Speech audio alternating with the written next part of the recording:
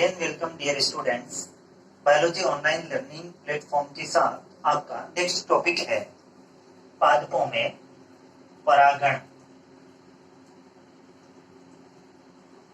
Pollination in plants. इससे पूर्व हमने क्या पढ़ा? पादपों में युग्मक निर्माण, जिस तरीके से हमने नर पुष्प भाग अर्थात पुंकेसर के अंदर पराग कोश के अंदर पराग कणों के निर्माण की प्रक्रिया को जाना, और उसके अतिरिक्त दूसरा जो मादा भाग जिसको अंडक या कार्पल कहते हैं, कार्पल के अंदर अंडाशय के अंदर बीजांड और बीजांड के अंदर अंड कोशिका के निर्माण को हमने जाना था। इस तरीके से नर भाग के अंदर नर युग्मक तथा मादा भाग के अंदर मादा युग्मक का निर्माण हो गया, और दोनों संरचनाएं कैसी है? अगुणित है। अब यदि नवपादप अर्थात बीजाणुद्भिद संरचना का निर्माण करना है तो इन दोनों अगुणित संरचनाओं को आपस में मिलना होगा, और इसके लिए एक विशेष प्रक्रिया होती है, एक विशेष प्रोसेस होती है, और उस प्रोसेस का नाम रहता है क्या? परागण या पॉलिनेशन। ये जो पॉलिनेशन है, पॉलिनेशन क्या होगा? इसको हम क्या कहेंगे? जैसे ये नर भाग है, नर भाग जिसको हम कह रहे हैं क्या? पुंकेसर, और पुंकेसर का शीर्षस्थ भाग जो होता है उसको हम परागकोश कहते हैं। और यदि इधर बात करें तो ये कौन सा भाग हो गया? ये हो गया हमारा कार्पल, और कार्पल का जो शीर्षस्थ भाग है उसको क्या कहते हैं? वर्तिकाग्र। ये हम पहले कई बार जान चुके हैं। अब देखिएगा जो परागकोश है, इस परागकोश के अंदर क्या बनते हैं? पराग कण बनते हैं। परागकोश में परागकण बनते हैं। और वर्तिकाग्र जो होता है ये किसका भाग है? ये अंडक का भाग है, कार्पल का। और कार्पल का जो आधारी भाग है वो कौन सा है? अंडाशय। और अंडाशय के अंदर बनते हैं बीजांड, और बीजांड में बनती है अंड कोशिका, जो कि भ्रूण कोश के अंदर अंड समुच्चय में उपस्थित होती है। ये हमने पिछले वीडियो में जाना था। अब देखिएगा यहाँ पर बना क्या? अंड कोशिका, और यहाँ पर बना क्या? पराग कण। पराग कण से बनेंगे नर युग्मक। तो जो नर युग्मक बनेंगे वो नर युग्मक अंड तक कैसे पहुंचेंगे? इसको पहुंचाने के लिए ये जो परागकण है, परागकण यहाँ से परागकोश जब परिपक्व हो जाता है तो परिपक्व हुए परागकोश का क्या होता है? स्फुटन होता है। लंबवत स्फुटन, कपाटीय स्फुटन या अनुप्रस्थ स्फुटन, हमने तरीके इसके पढ़े थे। और जैसे ही इसमें से स्फुटन होगा, स्फुटन होते ही ये जो परागकण है यहाँ से निकलेंगे, परागकोश से निकलेंगे, और कहाँ पर पहुंचेंगे? वर्तिकाग्र तक पहुंचेंगे। इस प्रक्रिया को हम क्या बोलेंगे? परागण बोलेंगे। तो परागण की परिभाषा क्या रहेगी कि पुष्प के परिपक्व परागकोश से में निर्मित पराग कणों का पराग स्फुटन के समय परागकोश से निकलकर वर्तिकाग्र तक पहुंचने की प्रक्रिया जो होती है उसको हम क्या कहते हैं? परागण या पॉलिनेशन कहते हैं। ये तो होगी पॉलिनेशन की परिभाषा। अब देखते हैं कि ये जो पॉलिनेशन है अलग अलग पादपों में अलग अलग तरीके से होता है या फिर एक ही तरीके से होता है। तो यदि हम बात करें परागण के प्रकार की, तो परागण जो है वो दो प्रकार से होता है।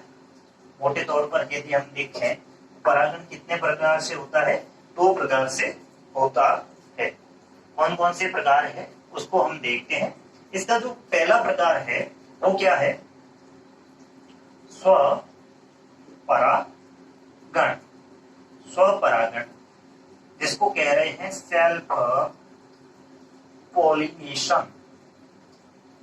और दूसरे वाला कौन सा? पर परागण, इसको कह रहे हैं क्रॉस पॉलिनेशन। क्रॉस पॉलिनेशन ये कई बार कृत्रिम तरीके से भी करवाया जाता है। स्व परागण या सेल्फ पॉलिनेशन। स्व मतलब अपना, मतलब कुछ ऐसा होगा कि जैसे मान लेते हैं कि ये हमारे पास एक प्लांट है, और ये इसका स्टेम हो गया, ये इसके ऊपर लीव्स लगी हुई है, और ये इसके फ्लावर हो गए। ये इसका अपना फ्लावर है। अब देखिएगा इस फ्लावर के अंदर मान लेते हैं कि ये फ्लावर कैसा है? बाइसेक्सुअल है। इसके अंदर स्टेमन भी है और इसके अंदर कार्पल भी है। बाइसेक्सुअल मतलब दोनों सेक्स ऑर्गेन्स जो है वो प्रेजेंट है। और ऐसा बाइसेक्सुअल फ्लावर जो है इसके अंदर परागकोश जो है, परागकोश से मान लेते हैं कि परागकण निकले और निकलकर इसी पुष्प के वर्तिकाग्र तक पहुंच जाए, तो इस तरीके का परागण जो है वो क्या कहलाएगा? स्वपरागण कहलाएगा। हालांकि फर्दर रूप से स्वपरागण अर्थात सेल्फ पॉलिनेशन को भी हमने दो भाग में डिवाइड कर रखा है, और वो दो भाग कौन से हैं? इसका जो पहला भाग है उसको हम कहते हैं स्वयुग्मन, ऑटोगैमी, ऑटोगैमी। और दूसरा जो प्रकार है उसको कहते हैं सजात पुष्पी परागण। क्या बोलेंगे? सजात पुष्पी परागण, टोनोगैमी, ये सजात पुष्पी परागण। अब ध्यान से देखिएगा कि स्वयुग्मन क्या है। जैसे हमने अभी एक प्लांट देखा था, ये इसका आरोह वाला भाग हो गया, ये इसका प्ररोह तंत्र हो गया, और इसके ऊपर ये लीव्स हो गई, और ये इसके ऊपर मान लेते हैं ये एक फ्लावर लग गया और एक इस तरफ फ्लावर लग गया, ये दोनों तरफ हो गया। आई बात समझ में? अब देखिएगा इसके अंदर ये चीज हमें देखने को मिल रही है, ये अपना फ्लावर है। इस फ्लावर के अंदर मान लेते हैं कि ये फ्लावर कैसा है? बाइसेक्सुअल है। और बाइसेक्सुअल फ्लावर के अंदर इस पराग कोश से परागकण निकला और इस वर्तिकाग्र तक पहुंच गया, मतलब उसी पुष्प के पराग कोश से निकला परागकण उसी पुष्प की वर्तिकाग्र तक पहुंचता है, तब तो वो क्या कहलाएगा? ऑटोगैमी कहलाएगा। और इस तरीके का परागण जो है वो हमें कहाँ देखने को मिलता है? सामान्यतः द्विलिंगी पुष्पों के अंदर देखने को मिलता है। और ये पुष्प, इसका एक अच्छा उदाहरण है मटर। मटर के अंदर स्वपरागण पाया जाता है। दूसरे वाला कौन सा? सजात पुष्पी परागण। सजात पुष्पी परागण जो है इसको कुछ वैज्ञानिक परपरागण की श्रेणी में भी रखते हैं, और कुछ वैज्ञानिक जो है वो स्वपरागण की श्रेणी में भी रखते हैं। यदि हम बात करें हमारे कोर्स की, हमारे सिलेबस की, हमारी बुक की, तो उसको इसको स्वपरागण की श्रेणी में रखा हुआ, तो हम इसको स्वपरागण में पढ़ेंगे। और इसमें हो क्या रहा है? देखिएगा यही वाला पादप, एक पादप है, और इस पादप के अंदर इस पुष्प के पराग कोश से परागकण निकला और दूसरे पुष्प की वर्तिकाग्र तक पहुंचता है, तो इस तरीके के परागण को हम क्या कहते हैं? सजात पुष्पी परागण कहते हैं। आई बात समझ में? ये देखिएगा सजात पुष्पी परागण के अंदर क्या हो रहा है? एक पुष्प जो है उसके पराग कोश से परागकण निकल रहा है और दूसरे पुष्प की वर्तिकाग्र तक परागकण पहुंच रहा है, तो इस तरीके का परागकण जो है वो क्या कहलाता है? सजात पुष्पी परागण कहलाता है। और इस तरीके का परागण जो है वो हमें कहां पर देखने को मिलता है? मक्का के अंदर देखने को मिलता है, तुरही के अंदर देखने को मिलता है, लौकी के अंदर देखने को मिलता है।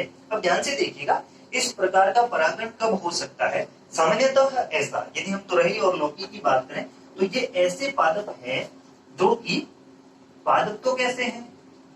इसके पादप होते हैं द्विलिंगी। जबकि यदि बात करें केवल पुष्प की, तो पुष्प कैसा होता है?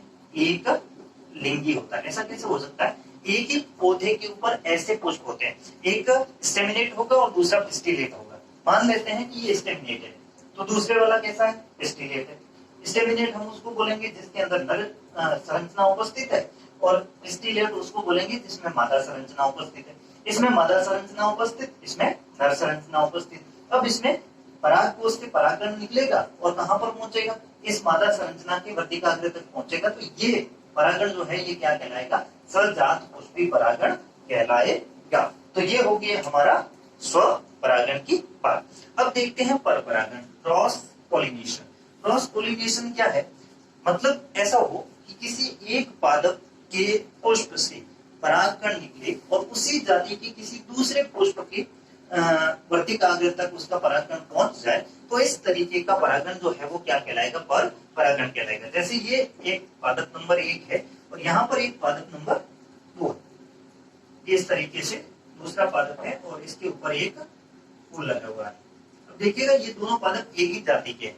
ये मान लेते हैं किसी भी एक जाति का है, और वो भी उसी जाति का मान लेते हैं कि सूरजमुखी के दोनों पौधे हैं। अब देखिएगा ये जो पौधा है, इस पौधे के पराग कोश से परागकण निकला और ये यहाँ से निकलकर इस पौधे की, ये दूसरा पौधा है, यहाँ पर क्या था? पौधा सेम था, 2 फूल थे सजात पुष्पी के अंदर। स्वयुग्मन के अंदर एक ही फूल था, सजात पुष्पी के अंदर एक ही पौधा जिसके 2 फूल थे, और पर परागण के अंदर 2 अलग अलग पौधों के 2 अलग अलग फूल है। यहाँ से क्या निकला? परागकण यहाँ से निकला और इस पौधे की वर्तिकाग्र तक पहुंच जाता है, तो इस तरीके का परागण क्या कहलाता है? पर परागण कहलाता है।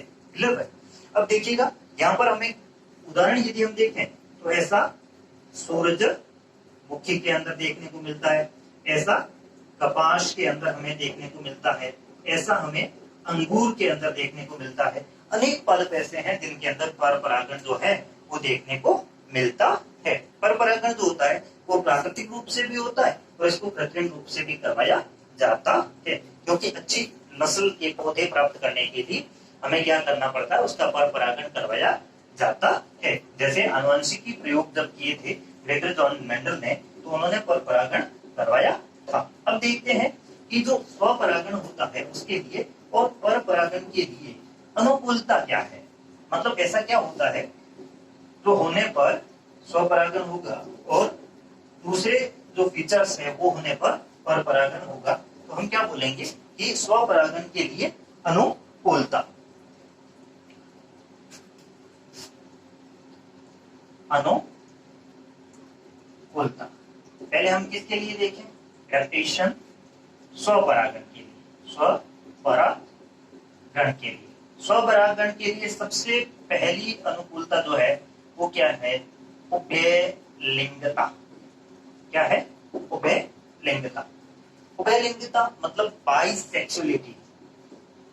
बाइसेक्सुअलिटी मतलब ये होगा कि ये ऐसे पौधे होंगे जिनमें स्वपरागण होता है, और स्वपरागण में भी यदि हम स्वयुग्मन की बात करें तो वो ज्यादा बेहतर रहेगा। तो उसके लिए सबसे पहली आवश्यक शर्त है कि उभयलिंगता होनी चाहिए। एक पुष्प के अंदर दोनों जननांग उपस्थित होंगे तभी स्वयुग्मन संभव है, अन्यथा स्वयुग्मन संभव नहीं है।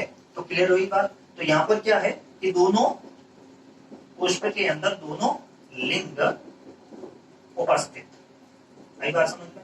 ऐसे पुष्प को आप द्विलिंगी पुष्प भी कह सकते हो या उभयलिंगी पुष्प भी कह सकते हो। और इसका उदाहरण आप ले सकते हो किसको? मटर को, जिसके अंदर दोनों लिंग उपस्थित होते हैं और स्वयुग्मन होता है या स्वपरागण होता है।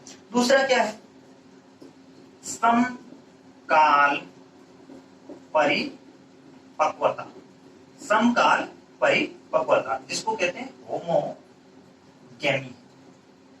होमोगैमी देखिएगा, समकाल परिपक्वता क्या? सम मतलब समान, काल मतलब समय, परिपक्वता मतलब परिपक्वन होना। एक ही समय पर परिपक्वन होना। किसका? जैसे आप देखिएगा ये एक पुष्प है और इस पुष्प के अंदर ये इसका नर भाग है, ये इसका मादा भाग है। मान लेते हैं कि इनका परिपक्वन का समय अलग अलग हो, ये किसी अलग समय परिपक्व होता हो, ये किसी अलग समय परिपक्व होता हो, तो क्या स्वयुग्मन हो सकता है या स्वपरागण हो सकता है? संभव नहीं, क्योंकि दोनों जब परिपक्व होंगे तभी उसमें परागण संभव होता है, स्वपरागण संभव होता है। तो ऐसी स्थिति में जब ये दोनों मतलब अंडक और पुंकेसर दोनों जब एक साथ में परिपक्व होंगे तो ऐसी स्थिति में क्या हो सकता है? स्वपरागण जो है वो हो सकता है। तो इस स्थिति को हम क्या कहते हैं? समकाल परिपक्वता कहते हैं। और समकाल परिपक्वता जो है वो हमें मिराबिलिस के अंदर देखने को मिलती है या सदाबहार के अंदर देखने को मिलती है। मिराबिलिस के अंदर देखने को मिलती है, सदाबहार के अंदर देखने को मिलती है समकाल परिपक्वता। तीसरा जो फीचर्स है वो क्या है? वो हमें देखने को मिलता है अनुन्मील्यता। तीसरा फीचर क्या है? एडेप्टेशन कह सकते हैं उसको, अनुन्मील्यता। अनुन्मील्यता। अनुन्मील्यता क्या है?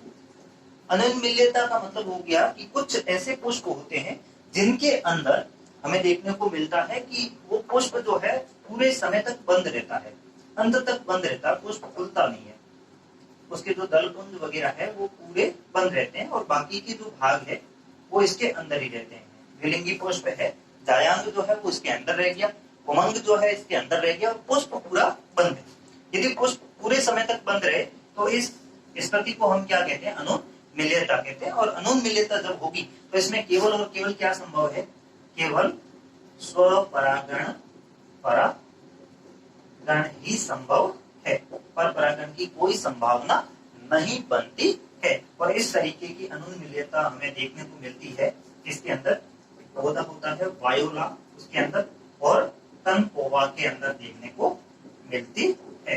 तो ये जो है ये क्या हो गया, स्वपरागण के लिए अनुकूलता होगी। स्वपरागण के लिए पहली अनुकूलता हमने देखी क्या थी कि उभयलिंगिता होनी आवश्यक है। यदि उभयलिंगी पुष्प होगा तभी उसके अंदर स्वपरागण संभव है। दूसरा हमने देखा समकाल परिपक्वता, यदि पुमंग और जायांग की संरचना है जिसके अंदर परागण और अंडक से बनता है, अंडक बनता है, ये दोनों एक ही समय परिपक्व होंगे तभी उसके अंदर स्वपरागण है। और तीसरा अनुमिलियता, मतलब यदि पुष्प खुलता नहीं है तब भी उसके अंदर स्वपरागण की संभावना हो सकती है। अब यदि हम देखें पर परागण के लिए अनुकूलन, पर परागण के लिए अनुकूलन, देखिएगा पर परागण के लिए कौन कौन से अनुकूलन। पहला तो उसका उल्टा एक लिंगता, एक लिंगता जिसको हम कह सकते हैं यूनिसेक्सुअलिटी।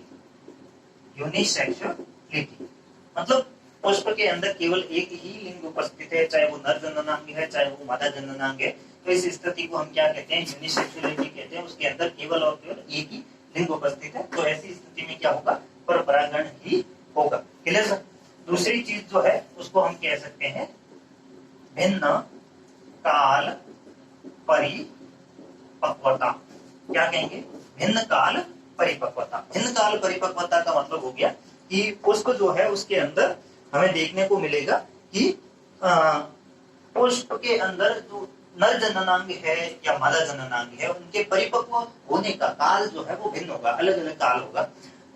एक पहले परिपक्व हो जाएगा तो दूसरा बाद में परिपक्व होगा। इस स्थिति को हम क्या कहते हैं, भिन्न काल परिपक्वता कहते हैं। और भिन्न काल परिपक्वता जो है ऐसी, इसको हमने फर्दर रूप से दो भाग में डिवाइड किया हुआ है। और इसका पहला भाग कौन सा है, पूर्वता। पूर्वता इसको आप कह सकते हो प्रोटो एंट्री, प्रोटेंट्री। क्या कह सकते हैं, प्रोटो एंट्री, प्रोटेंट्री। प्रोटो मतलब पहले और एंट्री मतलब एंड्रोसियम। एंड्रोसियम का पहले परिपक्व होना, मतलब यदि पुंकेसर या पुमंग जो है वो पहले विकसित होता हो, पहले परिपक्व होता हो, तो इस स्थिति को हम क्या कहते हैं, पूर्वता कहते हैं। क्लियर। तो ये पूर्वता जो होती है ये हमें कहां पर देखने को मिलती है, सूरजमुखी के अंदर देखने को मिलती है या फिर कपास के अंदर देखने को मिलती है वो पूर्वता। और दूसरा क्या है, स्त्री पूर्वता। स्त्री पूर्वता जिसको हम क्या कहते हैं, प्रोटोगाइनी। प्रोटोगाइनी, प्रोटो का मतलब हो गया पहले और गायनी का मतलब हो गया गाइनोशियम। तो यदि गाइनोशियम पहले विकसित होता है और जो है एंड्रोसियम जो है वो बाद में विकसित होता हो, तो इस स्थिति को हम क्या कहते हैं, प्रोटोगाइनी कहते हैं या स्त्री पूर्वता कहते हैं। और ऐसा सामान्यतः हमें देखने को मिलता है ब्रेसिकेसी कुल या रोजेसी कुल। रोजेसी कुल के सदस्य जो है इसके अंदर हमें देखने को मिलता है स्त्री पूर्वता। बरगद जो होता है उसके अंदर भी हमें देखने को मिलता है कि स्त्री पूर्वता होती है। उसमें मादा जननांग जो होता है वो पहले विकसित हो जाता है, जबकि नर जननांग जो होता है वो बाद में विकसित होता है। चंपा के अंदर भी ऐसा हमें देखने को मिलता है। तो ये होगी स्त्री पूर्वता। ये भिन्न काल परिपक्वता है जिसमें यदि एंड्रोसियम पहले विकसित होता है तो उसको हम कहेंगे पूर्वता या प्रोटो एंट्री, जिसको प्रोटेंट्री बोलते हैं। क्लियर। और दूसरी चीज होती है स्त्री पूर्वता जिसको हम बोलते हैं प्रोटोगाइन। तो ये हो गया भिन्न काल परिपक्वता। अगला जो होता है वो हमें देखने को मिलता है स्वबंध्यता। तीसरी चीज हमें क्या देखने को मिलेगी,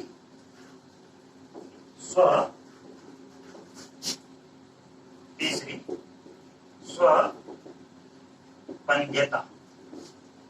सेल्फ स्टेबिलिटी। स्वबंध्यता क्या है, स्वबंध्यता ऐसी स्थिति, मान लेते हैं कि ये एक पुष्प है और इसमें पुंकेसर भी है, इसमें स्त्री केसर भी है और ये दोनों परिपक्व भी है, परिस्थितियां अनुकूल भी है, लेकिन कुछ ऐसी स्थितियां कि यहाँ का परागकण यहाँ तक जाएगा तो ये अंकुरित नहीं होगा। मतलब ये हुआ कि खुद का परागकण खुद की वर्तिकाग्र पर अंकुरित नहीं होता है। ऐसा कुछ पादपों के अंदर हमें देखने को मिलता है और इस गुण को हम क्या कहते हैं? स्वबंध्यता कहते हैं। और जब अपना ही परागकण अपनी ही वर्तिकाग्र पर अंकुरित नहीं होता है तो ऐसी स्थिति में परागण जो होता है वो स्वतः पर परागण होता है, दूसरे पुष्प तक परागकण को जाना आवश्यक हो जाता है। इस स्थिति को हम कहते हैं स्वबंध्यता। और स्वबंध्यता जो है वो हमें देखने को मिलती है ड्रोसोफिला, जिसको कहते हैं राखी बेल। राखी बेल के अंदर हमें देखने को मिलती है, ऐसे ही हमें अंगूर के अंदर देखने को मिलती है, ऐसे ही हमें पेटूनिया के अंदर देखने को मिलती है। तो ये जो है स्वबंध्यता भी पर परागण के लिए एक अनुकूलन है। इसके अतिरिक्त जो है उसको हम क्या कहते हैं? अवरुद्ध परागणता या हर्कोगेमी। चौथा जो है वो क्या है? चौथा अवरुद्ध परागणता या इसको कहते हैं हर्कोगेमी। हर्कोगेमी क्या है? हर्कोगेमी का मतलब ये हो गया कि स्त्री केसर और पुंकेसर के बीच में, या यूं कहें परागकोश और वर्तिकाग्र के बीच में कोई ना कोई संरचनात्मक अवरोध का पाया जाना क्या कहलाता है? अवरुद्ध परागणता या फिर हर्कोगेमी कहलाती है। जैसे कहने का मतलब ये हुआ कि ये कोई पुष्प है, इस पुष्प के अंदर ये परागकोश है और ये वर्तिका है। वर्तिका मान लिया कि बहुत लंबी होगी, सही बात समझ में, और पुंकेसर जो है वो छोटा रह गया। क्लियर है? तो ये अंडक बड़ा हो गया और पुंकेसर जो है वो छोटा रह गया, तब भी इनके बीच में संरचनात्मक अवरोध आ गया। या फिर ऐसा हो कि वर्तिका छोटी रहता है और पुंकेसर लंबा हो जाए, या फिर ऐसा हो कि पुंकेसर जो है वो बहिर्मुखी हो और जैसे ही पराग स्फुटन हो तो परागकण जो है वो स्वतः ही बाहर की तरफ निकल जाए, वर्तिका की तरफ या वर्तिकाग्र की तरफ परागकण ना पहुंचे। तो ऐसी स्थिति को हम क्या कहते हैं? हर्कोगेमी कहते हैं। और जब हर्कोगेमी होती है तब भी क्या रहता है? पर परागण होने की संभावना जो है वो अपेक्षाकृत बढ़ जाती है। और अगला जो होता है उसको कहते हैं विषम वर्तिकात्व। पांचवा विषम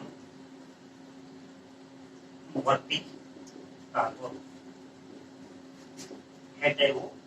हेटेरोस्टाइल